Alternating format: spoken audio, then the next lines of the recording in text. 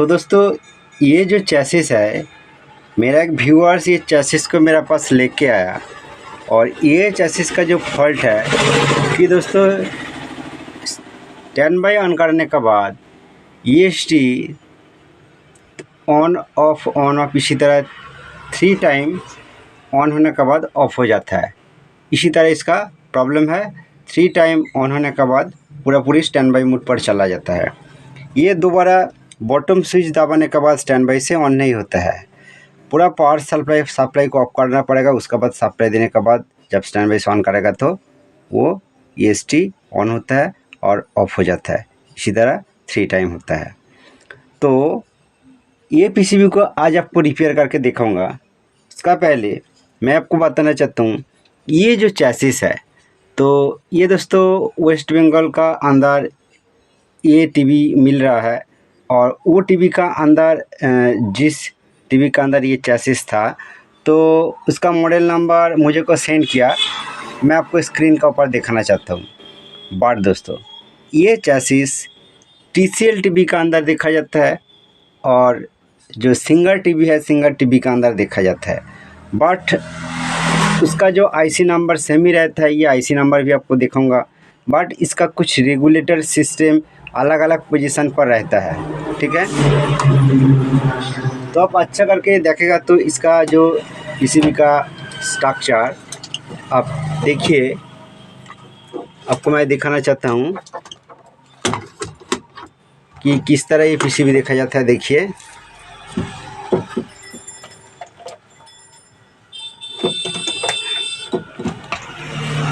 ये जो चेसिस है, ठीक है। तो आप अच्छा करके देखिए किस तरह ये चेसिस को देखा जाता है।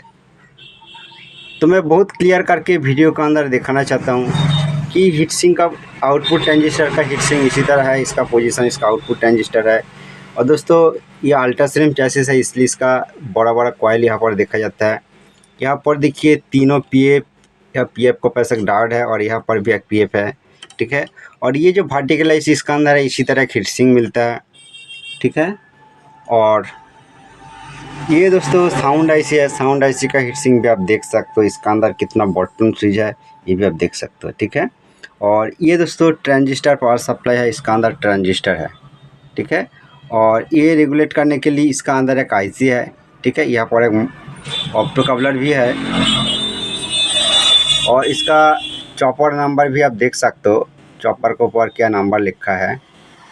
और इसका अलग अलग जो आउटपुट डायोड देखिए, यहाँ पर 2 डायोड है बड़ा बड़ा और इसका नीचे तीनों डायोड है, ठीक है।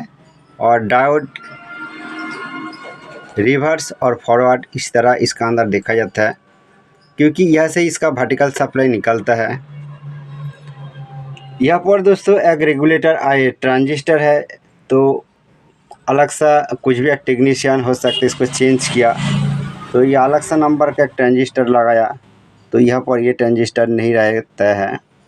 मैं आपको ये ट्रांजिस्टर नंबर भी एक बार दिखाना चाहता हूँ। बट दोस्तों यहाँ पर जो ट्रांजिस्टर होना चाहिए, ये पर एक ट्रांजिस्टर है, ये भी रेगुलेटर ट्रांजिस्टर है और यहाँ पर भी एक रेगुलेटर ट्रांजिस्टर है। तो ये जो रेगुलेटर ट्रांजिस्टर का पोजीशन देखिए, ये जो जैक है इसका पास है, ठीक है। और ये ट्रांजिस्टर नंबर 8050SS, ठीक है। 8050SS, यहाँ पर भी 8050SS और यहाँ पर भी दोस्तों 8050SS होना चाहिए, ठीक है। तो यह से दोस्तों 8 वोल्ट निकलता है। ये 8 वोल्ट ये जो प्रोसेसर IC है इसका 3 नंबर पिन पर जाता है।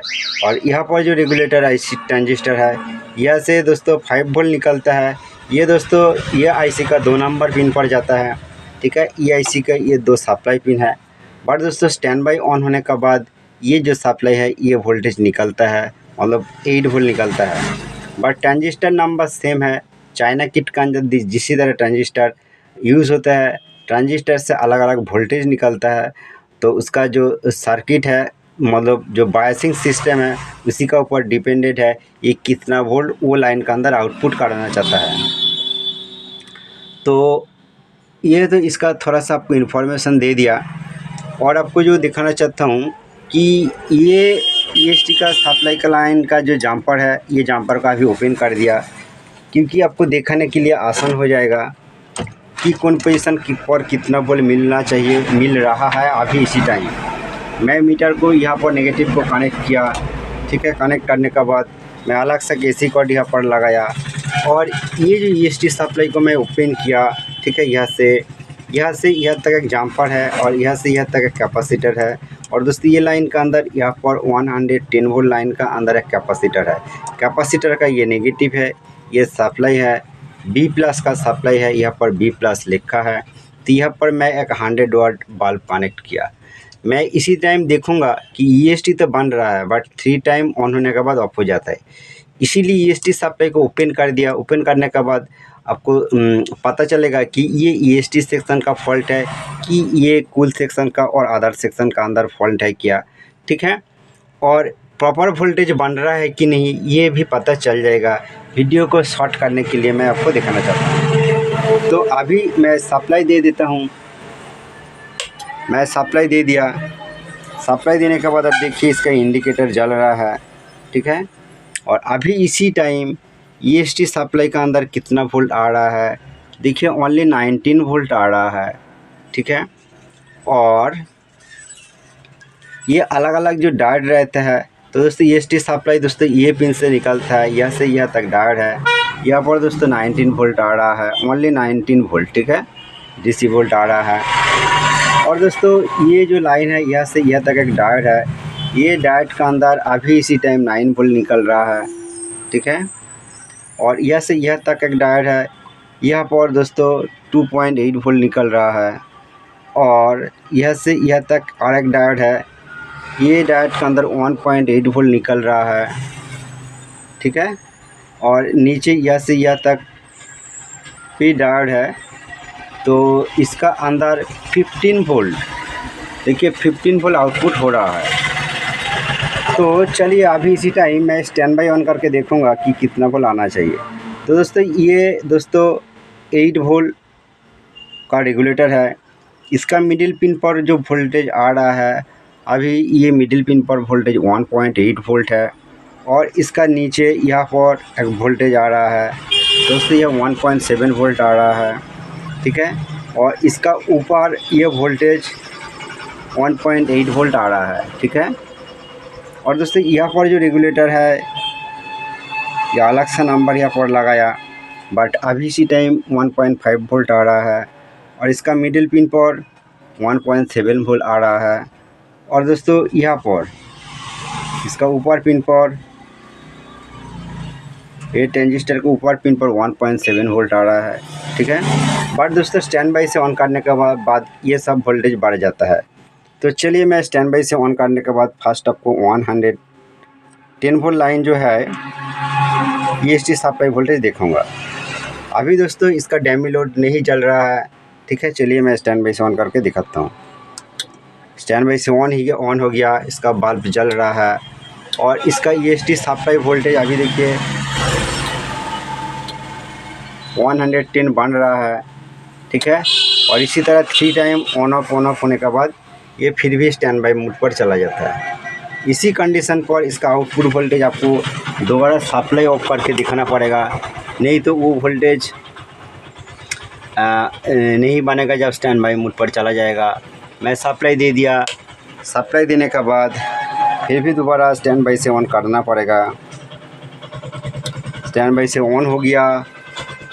और यहाँ पर जो रेगुलेटर है, यहाँ पर जो वोल्टेज बन रहा है, देखिए 9 वोल्ट बन रहा है, ठीक है। यहाँ पर देखिए 9 वोल्ट बन रहा है और ये भी बंद हो जाता है। तो ये जो रेगुलेटर आपको दिखाया, ठीक है। तो इसी तरह 3 बार ऑन होने के बाद ही ऑफ हो जाता है। फिर भी सप्लाई में ऑफ कर दिया। सप्लाई ऑफ करने के बाद चलिए मैं दोबारा सप्लाई दे देता हूँ। इसका इंडिकेटर ऑन हो गया और इसको स्टैंड बाई से दोबारा ऑन करके दिखाता हूँ, आप फॉलो कीजिए। देखिए एक बार सप्लाई आ गया, ये ऑफ हो गया, दोबारा आ गया, फिर ऑफ हो गया और देखिए 3 बार आ गया। उसके बाद दोस्तों ये स्टैंड बाई मोड पर चला जाता है और ये ऑन नहीं होता है। इसी तरह इसका प्रॉब्लम है। इसका मतलब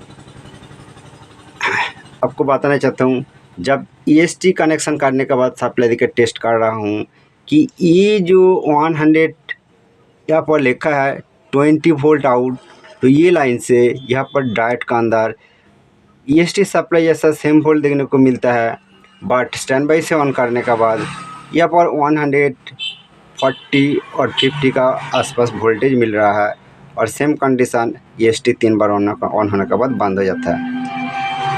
तो इसका EST सेक्शन का फॉल्ट नहीं है, इसका ये जो सेक्शन है ये सब सेक्शन के अंदर वोल्टेज चेक करके देखना पड़ेगा।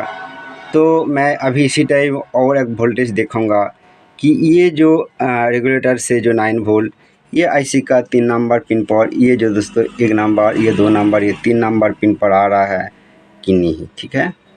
तो चलिए मैं मीटर को फिर भी आपको ऑन करके दिखाता हूँ। चलिए मैं सप्लाई तो इसका अंदर पहले से ही है, अब देख सकते हो स्टैंड बाई मोड पर चला गया और अभी ये ब्लिंक कर रहा है।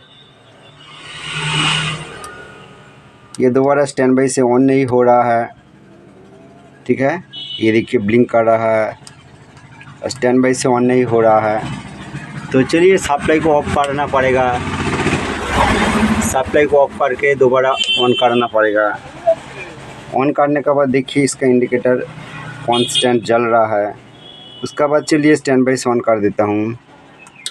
देखिए स्टैंड बाई से ऑन हो गया और ये IC का 3 नंबर पिन पर जो वोल्टेज आ रहा है, यहाँ पर वोल्टेज देखिए 9 वोल्ट आ रहा है और ये फिर बंद हो गया।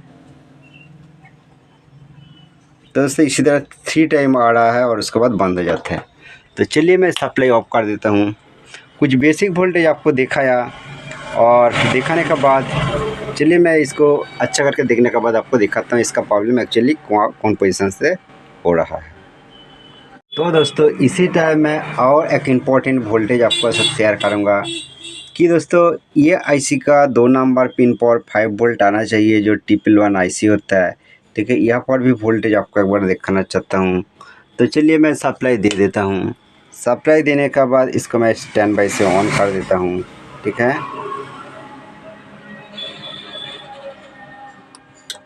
स्टैंड बाई से ऑन हो गया।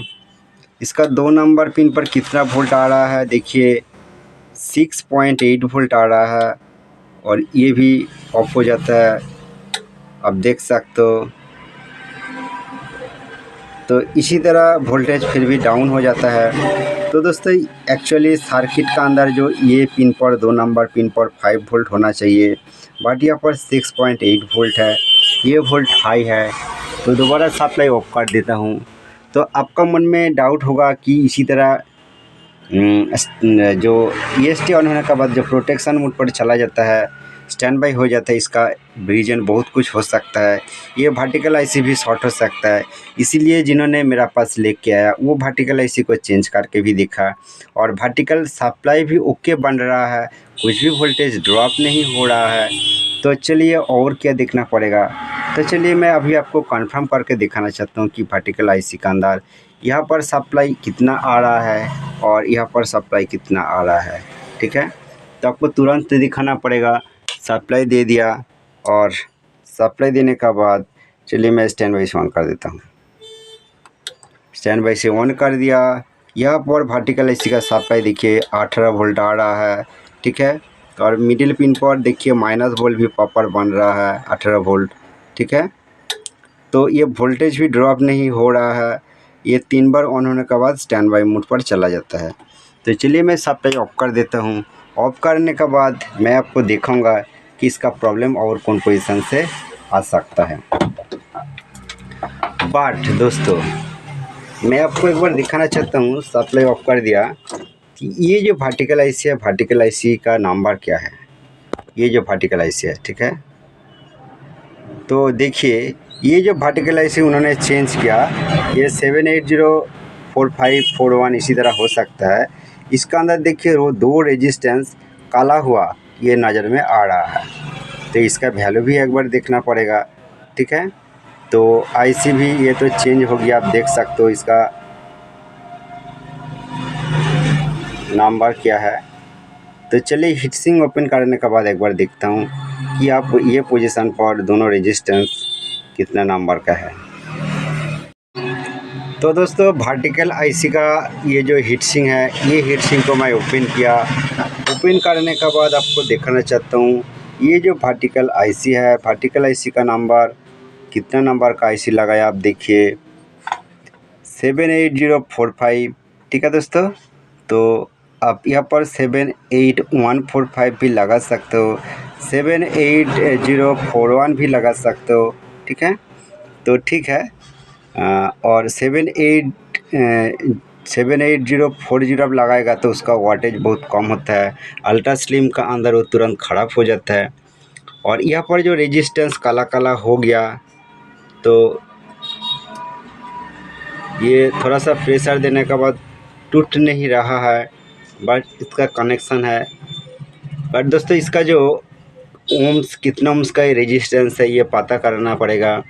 तो ये रेजिस्टेंस जो पोजीशन है ये भी देखना पड़ेगा, देखने के बाद पता लगेगा कि इसका वैल्यू कितना होना चाहिए। तो दोस्तों ये वर्टिकल आईसी का साथ इसका कनेक्टिंग होगा तो वर्टिकल आईसी का जो ब्लॉक डायग्राम चेक करने के बाद पता चलेगा कि कौन पिन का साथ कौन सा रेजिस्टेंस है और कौन लाइन का साथ कनेक्शन है। देखने के बाद आप कंफर्म कर सकते हो कि यहाँ पर जो दो रेजिस्टेंस है इसका वैल्यू कितना होना चाहिए। तो चलिए मैं एक बार ब्लॉक डायग्राम देखने के बाद मैं देखता हूँ कि इसका वैल्यू क्या है। तो दोस्तों ये जो पोजीशन है ये वर्टिकल आउटपुट, ये जो वर्टिकल आउटपुट का पॉइंट है, यहाँ से ये दोनों रेजिस्टेंस कनेक्ट है एक ही लाइन के अंदर। और दोस्तों ये जो लाइन है, ये लाइन दोस्तों नेगेटिव है, ये नेगेटिव के साथ कनेक्ट है। ठीक है, ये जो नेगेटिव के साथ रेजिस्टेंस है, ये दोनों रेजिस्टेंस का वैल्यू बहुत लो ओम्स का है। तो ये 1.6 ओम्स का आसपास इसका जो ब्लॉक डायग्राम का अंदर मैं देखा, मेरे पास इतना लो वैल्यू का रेजिस्टेंस नहीं है। मैं अभी 2.2 एक रेजिस्टेंस लगा रखा हूँ, बाद में यहाँ पर और एक 2.2 रोज रेजिस्टेंस लगाएगा तो इसका वैल्यू कम हो जाएगा। एक्चुअली ये रेजिस्टेंस जो है ये हाइट जो वर्टिकल का हाइट कम ज़्यादा करने के लिए आप यहाँ पर थोड़ा सा वैल्यू इधर उधर करके आप एडजस्ट कर सकते हो। तो दोस्तों ये सब लगाने के बाद भी मैं टेस्ट करके देखा कि तब भी स्टैंड बाय जो प्रॉब्लम है वो नहीं जा रहा है। लास्ट में ये आईसी को मैं ओपन कर रहा हूँ, ये पूरा आईसी को ओपन करके आपको दिखाऊंगा अलग से एक आईसी लगा के। बट ये पॉइंट पर जो 6.8 वोल्ट आ रहा है, मैं यहाँ पर 5 वोल्ट जो होना चाहिए, मैं ये लाइन से नेगेटिव के साथ 5 वोल्ट का डायरेक्ट कनेक्शन कर दूँगा। ठीक है, चलिए मैं आपको दिखाना चाहता हूँ अभी इसका अंदर जो आईसी है, प्रोसेसर आईसी, इसका नंबर क्या है।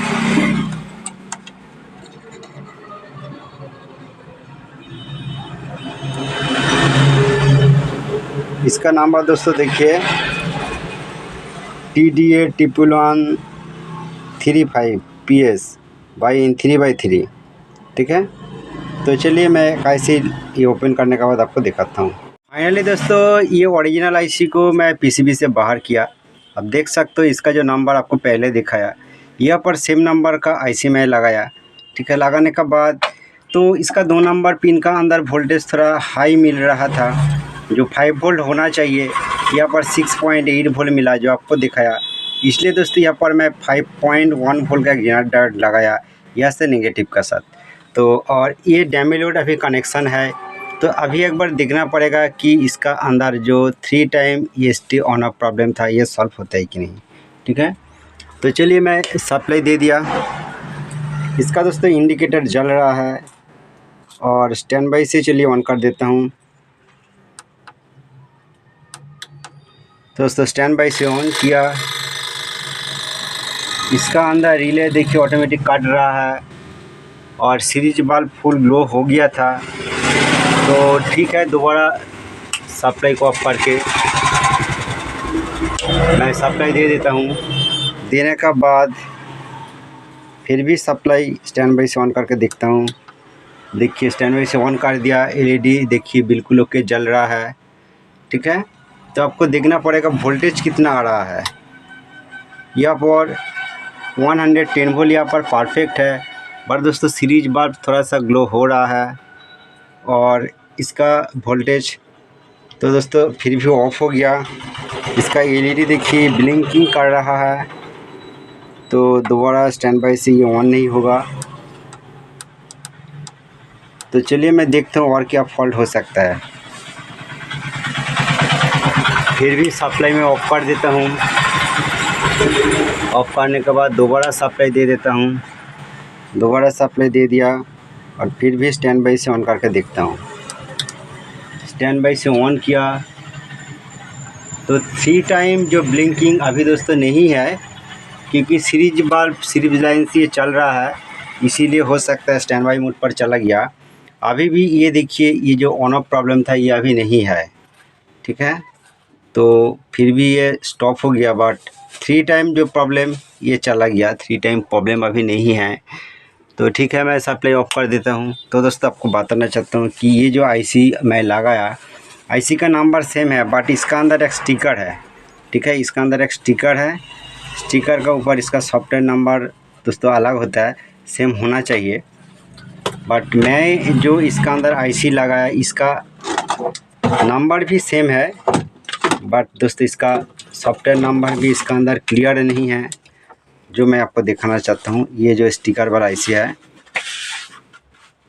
और ये आईसी का नंबर भी आपको दिखाना चाहता हूँ। देखिए TP135PS, ठीक है दोस्तों। अभी इसी टाइम मैं आपको बहुत इंपॉर्टेंट इन्फॉर्मेशन शेयर करूँगा कि दोस्तों आपको देखा है कि मैं डैमी लोड देके जब टेस्ट किया, कुछ टाइम ऑन होने के बाद वो स्टैंड बाई मोड पर चला गया था, बट 3 टाइम जो EST ऑन ऑफ प्रॉब्लम वो नहीं था। तो दोबारा मैं EST सप्लाई को डायरेक्ट कनेक्ट कर दिया, ठीक है, क्योंकि इसका अंदर यहाँ तक जम्पर था, जम्पर पहले से ही ओपन है। तो अभी इसी टाइम किस तरह ये चलता है कि नहीं आपको दिखाना चाहता हूँ। मैं सप्लाई दे दिया, सप्लाई देने के बाद मैं स्टैंड बाई से ऑन कर रहा हूँ। देखिए स्टैंड बाई से ऑन कर दिया और सीरीज बल्ब देखिए अभी ग्लो नहीं कर रहा है, और EST सप्लाई अभी यहाँ पर 110 वोल्ट ये प्रॉपर बनने लगता है। और ये 200 वोल्ट लाइन का अंदर ये जो लाइन है, इसका अंदर जो वोल्टेज 162 वोल्ट बन रहा है, ठीक है, 162 वोल्ट बन रहा है।